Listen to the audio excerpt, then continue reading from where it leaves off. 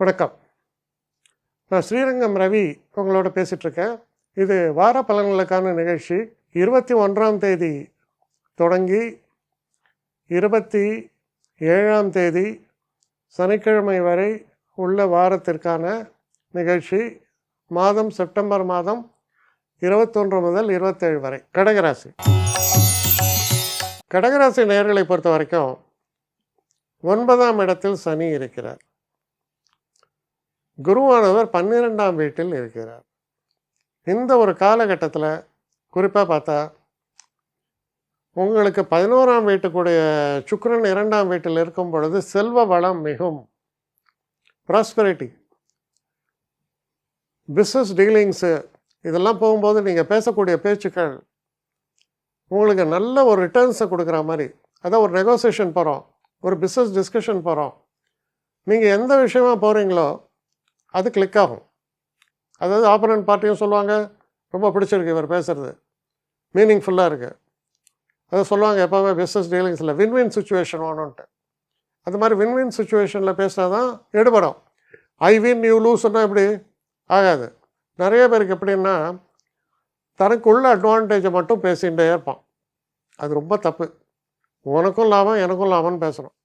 இல்லையா, உனக்கு மட்டுமே லாபம் நான் தியாகம் அப்படின்னு சொன்னால் அவன் சந்தேகப்படுவான். இவன் எதுக்கிட்ட வாலண்டியராக வந்து தியாகம் பண்ணின்னு இருக்கான்ட்டு. ஸோ இதெல்லாம் தான் ஒரு டிப்ளமேட்டிக்காக தெரியணும் பிஸ்னஸ் டிஸ்கஷன்ஸில். 11ஆம் வீட்டுக்குடைய சுக்கிரன், லாபாதிபதியான சுக்கிரன் தனஸ்தானத்தில் இருக்கும்போது உங்களுடைய பேச்சுக்கள் பிரமாதமாக இருக்கும், சிறப்பான ஒரு வெளிப்பாடாக இருக்கும். அதே நேரத்தில் உண்மையை பேசுவீங்க. ஏன்னா 2ஆம் இடத்துல சுக்கிரனோட கேதுவும் இருப்பதா சில நேரங்களில் பட்டவர்த்தனமாகவும் இருக்கும். சிறு பிரயாணங்கள் ஏற்படுறதுக்கான வாய்ப்புகள் நிறையவே இருக்குது. இந்த ஒரு காலகட்டத்தில் நீங்கள் செய்யக்கூடிய ஒரு செயல்கள் எல்லாத்துலேயும் பார்த்தீங்கன்னா கம்ப்ளீட் பர்ஃபெக்ஷன் இருக்கும், சிறப்பாக செயல்படுவீங்க. இதெல்லாம் ஓகே. ஆனால் பர்சனலாக பார்த்தோம்னா ரொம்ப ரெஸ்ட்லெஸ்ஸாக இருப்பீங்க, ஒரு நிம்மதி இருக்காது. என்ன செய்ய போகிறோம், ஏன் செய்ய போகிறோம், மனம் அலைபாயுது. என்ன காரணம்? 8ஆம் இடத்தில் ராகு, 2ஆம் இடத்தில் கேது, சர்பதோஷம்னு சொல்லுவோம். அப்போ மனம் அலைபாய்கிறது. சரி, நம்ம ரொம்ப ரெஸ்ட்லெஸ்ஸாக இருக்கிறதால பெருசாக எதையாவது சாதிக்க முடியுமா? உண்மையாக சொல்லப்போனால் நீங்கள் அமைதியாக இருந்தால்தான் பெரிய சாதனைகள் நிகழ்த்தக்கூடிய வாய்ப்புகள் உண்டாகும். ஏன்னா நம்ம மனசு அலைபாஞ்சிருந்தால் நம்ம எதுலையுமே கான்சன்ட்ரேட் பண்ண முடியாது, நிலை இல்லாமல் இருப்போம். இதுதான் பேசிக் சைக்காலஜி. இது கண்டிப்பாக தெரியணும். எப்போவுமே மனம் அமைதியாக இருக்கும்போது சாதிக்கக்கூடியது மிக அதிகம். அப்படி பார்க்கும்போது இந்த வாரத்தில் முக்கியமாக நீங்கள் கை கொள்ள வேண்டிய ஒரு முக்கிய விஷயம் மனதை அமைதியாக வைத்து கொள்வது. சில பேர் தியானம், தவம், சில பேருக்கு பக்தி மார்க்கம், சில பேருக்கு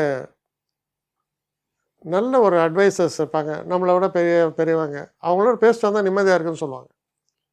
ஸோ உங்களுக்கு எது உதவுவதோ அதை கரெக்டாக செய்யுங்க. அப்படி செய்யும்போது தான்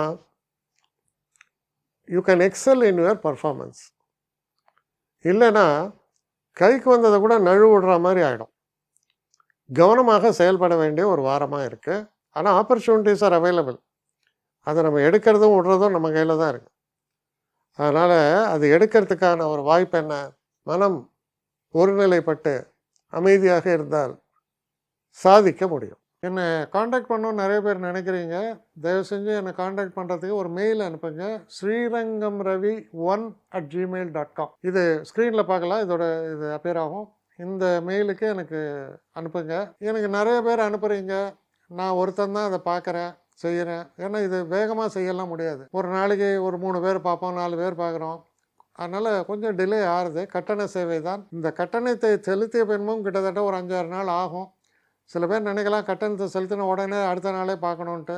அப்படி என்னால் முடியல. கொஞ்சம் பொறுமையும் நிதானமும் தேவையும் இருப்பவர்கள் நிச்சயமாக காண்டாக்ட் பண்ணுங்கள்.